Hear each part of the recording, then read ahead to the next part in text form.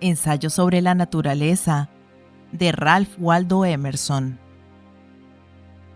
Capítulo 8. Perspectivas. En las investigaciones respecto a las leyes del mundo y a la organización de las cosas, la razón más elevada es siempre la más verdadera. Lo que parece débilmente posible es refinado y muchas veces es débil y oscuro, porque es la más profundamente arraigada en el espíritu entre las verdades eternas. La ciencia empírica puede ofuscar la vista y, por medio del conocimiento de las funciones y procesos, privar al sabio de la viril contemplación del conjunto. El sabio se hace antipoético, pero el naturalista más instruido que demuestre una completa y devota atención a la verdad verá que queda mucho por aprender de su relación con el mundo y que esto no ha de aprenderse por ninguna adición o sustracción u otra comparación de cantidades conocidas, sino que se llega a ello por impensadas salidas del espíritu, por una continua vigilancia sobre sí mismo y por una humildad absoluta. Comprenderá que hay en el sabio cualidades más excelentes que la precisión y la infalibilidad, que una conjetura es muchas veces más útil que una afirmación indiscutible, y que un sueño puede hacernos penetrar en el secreto de la naturaleza más profundamente que 100 experimentos juntos. Porque los problemas que han de resolverse son precisamente los que el fisiólogo y el naturalista se olvidan de plantear. No es tan conveniente para un hombre conocer todos los individuos del reino animal como saber de dónde proceden y a qué conduce esta tirana unidad en su constitución, que eternamente separa y clasifica las cosas, esforzándose por reducir las más diversas a una forma. Cuando contemplo un exuberante paisaje, mi objeto no es tanto recitar correctamente el orden y la superposición de las capas de la tierra, como saber por qué toda idea de multitud se desvanece en un tranquilo sentido de unidad. No puedo recomendar la minuciosidad en los detalles, mientras no se trata de explicar la relación entre las cosas y los pensamientos, ni se alude a la metafísica de la conquiliología, de la botánica, de las artes, para demostrar la relación de las formas, de las flores, de las conchas, de los animales y la arquitectura con el espíritu, y fundar la ciencia en las ideas. En un gabinete de historia natural, nos sentimos impresionados por cierto reconocimiento y simpatía hacia las formas más ridículas de la bestia, el pez y el insecto. El americano que se ha limitado en su país a la vista de edificios trazados con arreglo a modelos extranjeros, se sorprende al entrar en la Catedral de York o en San Pedro de Roma, comprendiendo que estas estructuras son también imitaciones, débiles copias de un arquetipo invisible.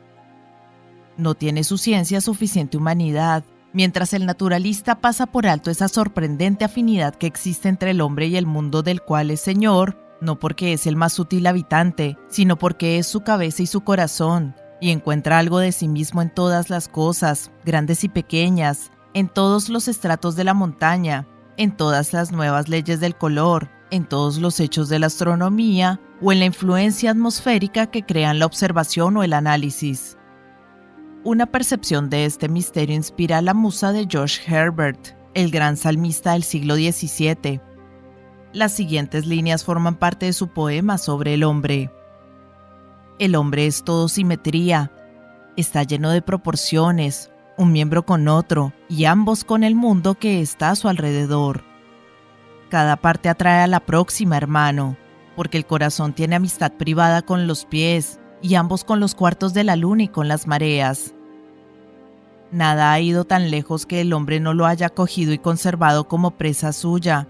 Sus ojos contemplan la más alta estrella, es en pequeño todo el universo.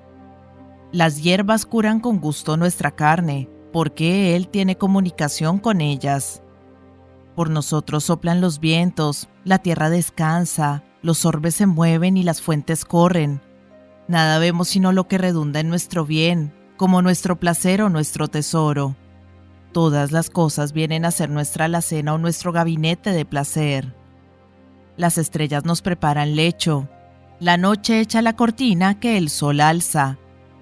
Todas las cosas que son para nuestra carne son buenas en su descenso y ser. Las que son para nuestro espíritu lo son en su elevación y causa. El hombre tiene sobre sí más criados de lo que piensa. En todos los senderos recoge lo que le favorece cuando la enfermedad le pone pálido y descolorido. Oh sublime amor, el hombre es un mundo y tiene otro que le espera. La percepción de esta clase de verdades forma la eterna atracción que arrastra a los hombres hacia la ciencia, pero el fin se pierde de vista en atención a los hombres. En vista de esta semivisión de la ciencia, aceptamos la sentencia de Platón. La poesía se aproxima a la verdad vital más que a la historia. Toda hipótesis y todo vaticinio del espíritu merece cierto respeto. Aprendamos a preferir las teorías y sentencias imperfectas que contienen vislumbres de verdad a los sistemas complicados que no tienen una indicación útil. Un escritor discreto comprenderá que los fines del estudio y de la composición se cumplen mejor anunciando regiones inexploradas del pensamiento y comunicándolo, por la esperanza, nueva actividad al espíritu obtuso. Por eso concluiré este ensayo con algunas tradiciones del hombre y de la naturaleza que cierto poeta me cantó y que, como siempre han existido en el mundo, y acaso reaparezcan cuando venga un nuevo bardo, pueden ser a la vez historia y profecía. Los cimientos del hombre no están en la materia, sino en el espíritu. Pero el elemento del espíritu es la eternidad. Para él, por consiguiente, la más remota serie de acontecimientos, las más antiguas cronologías son jóvenes y recientes. En el ciclo del hombre universal, de quien proceden los individuos conocidos, los siglos son puntos y toda la historia no es más que la época de una degradación. Desconfiamos y negamos interiormente nuestra simpatía hacia la naturaleza. Confesamos y rehusamos sucesivamente nuestra relación con ella. Estamos, como Nabucodonosor, destronados, privados de razón y comiendo hierba como un buey. Pero, ¿quién puede poner límites a la fuerza reparadora del espíritu? Un hombre es un dios en ruinas. Cuando los hombres sean inocentes, la vida será más larga y llegará a ser inmortal, tan ciertamente como despertamos del sueño.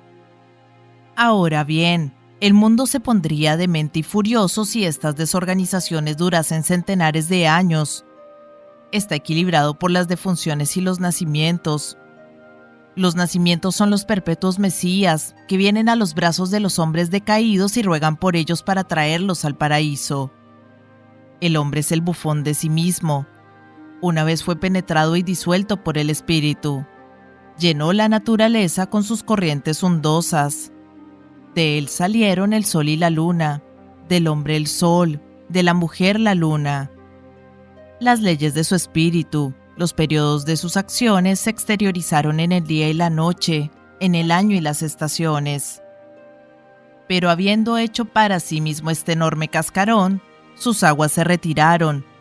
Ya no llenan venas, están reducidas a una gota. Ve que su estructura se amolda a él, pero se amolda colosalmente. Decid más bien que, una vez adaptada, ahora le viene larga. Adora tímidamente su propia obra. Ahora el hombre es el partidario del sol y la mujer de la luna. Sin embargo, algunas veces despierta de su sueño y se pasma de sí mismo y de su morada, y queda extrañamente pensativo ante la semejanza que existe entre él y ella. Comprende que si su ley es todavía suprema, si todavía tiene poder elemental, si su palabra tiene valor en la naturaleza, no es un poder consciente, no es inferior, sino superior a su voluntad. Es el instinto. Así cantó mi poeta órfico. Ahora el hombre solo aplica a la naturaleza la mitad de su fuerza. Trabaja solo con su entendimiento sobre el mundo. Vive en él y lo domina mediante una sabiduría de 3 al 4. Y aunque sea el que más trabaja en él, no es más que medio hombre. Y mientras sus brazos son robustos y hace bien la digestión, su espíritu está embrutecido y es un salvaje egoísta. Su relación con la naturaleza, su dominio sobre ella, se ejerce por medio del entendimiento, como por el abono, el uso económico del fuego, del viento, del agua y de la aguja de marear, por el carbón, la agricultura química, por los reparos que en el cuerpo humano hacen el dentista y el cirujano. Esta es la reasunción del poder, como si un rey desterrado vendiese sus territorios pulgada por pulgada, en vez de sentarse de una vez en su trono. Entretanto, en la densa oscuridad no faltan rayos de una luz mejor, ejemplos casuales de la acción del hombre sobre la naturaleza en su plena fuerza, con la razón, así como con el entendimiento. Ejemplos así son la tradición de los milagros en la más remota antigüedad de todas las naciones, la historia de Jesucristo, las hazañas de un príncipe como en las revoluciones religiosas y políticas y en la abolición de la esclavitud, los milagros de entusiasmo como los atribuidos a Swedenborg, muchos hechos oscuros y todavía discutidos, ahora clasificados bajo el nombre de magnetismo animal, la oración, la elocuencia, la curación de sí mismo y la sabiduría de los niños. Estos son ejemplos del momentáneo dominio de la razón, el ejercicio de un poder que no existe en el tiempo ni en el espacio, sino que es momentáneamente explosión que produce el poder.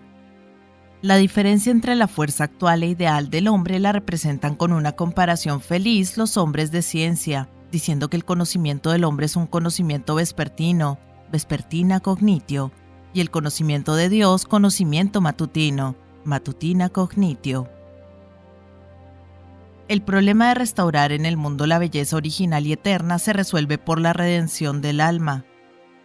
La ruina o el vacío que vemos cuando contemplamos la naturaleza está en nuestra vista. El eje de la visión no coincide con el eje de las cosas, y así parecen no transparentes sino opacas. La razón de que el mundo carezca de unidad y esté roto y en pedazos es que el hombre está desunido consigo mismo. No puede ser un naturalista hasta que satisface todas las exigencias del espíritu. El amor es una de estas exigencias, lo mismo que la ciencia. En realidad, ninguna de las dos cosas puede ser perfecta sin la otra. En el significado estricto de la palabra, el pensamiento es devoto y la devoción es pensamiento. El abismo llama al abismo. Pero en la vida actual no se celebra el matrimonio. Hay hombres inocentes que adoran a Dios siguiendo la tradición de sus padres, pero sus sentidos del deber no se han extendido al uso de sus facultades.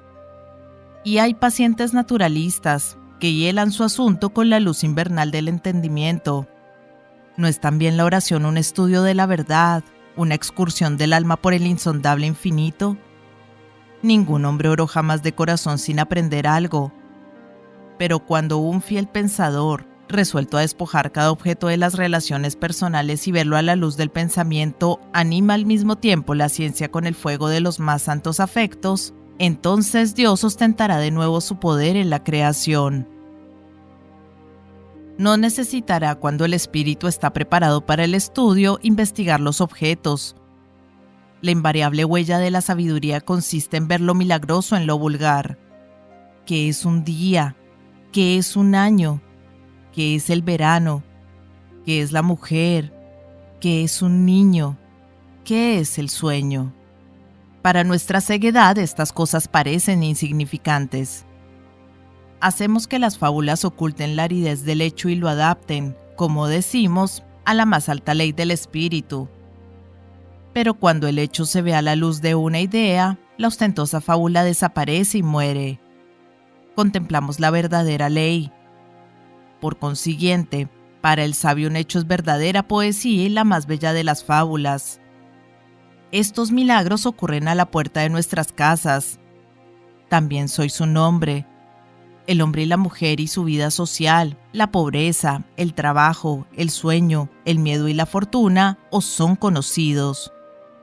Sabed que ninguna de estas cosas es superficial, sino que cada fenómeno tiene sus raíces en las facultades y afectos del espíritu.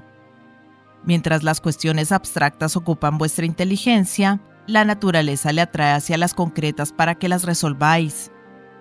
Sería una discreta investigación de gabinete comparar punto por punto, especialmente en las crisis notables de la vida, nuestra historia diaria con el nacimiento y progreso de las ideas en el espíritu. Así hemos de mirar al mundo con nuevos ojos. Responder a la interminable investigación de la inteligencia, que es la verdad, y la de los afectos, que es el bien, rindiéndose pasivamente a la voluntad educada. Entonces pasará lo que mi poeta decía. La naturaleza no es fija sino fluida. El espíritu la altera, moldea, la hace. La inmovilidad o estupidez de la naturaleza es la ausencia de espíritu. Para el espíritu puro es fluida, es volátil, es obediente. Todo espíritu se construye una morada, y además de su morada un mundo, y además de su mundo un cielo. Sabed pues que el mundo existe para vosotros. Para vosotros es el fenómeno perfecto. Solo podemos ver lo que somos. Todo lo que Adán tuvo, todo lo que César pudo, lo tenéis y lo podéis vosotros. Adán llamó su morada a los cielos y a la tierra. César llamó su casa a Roma. Vosotros tal vez podáis llamar vuestra al comercio de un pescador, o a 100 acres de terreno arado, o a una buhardilla de un estudiante.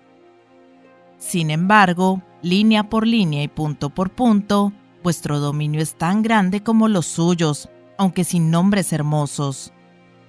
Construid, por consiguiente, vuestro mundo. En tanto que conformáis vuestra vida a la idea pura que existe en vuestro espíritu, éste desplegará sus mayores proporciones. Una revolución correspondiente en las cosas acompañará la influencia del espíritu.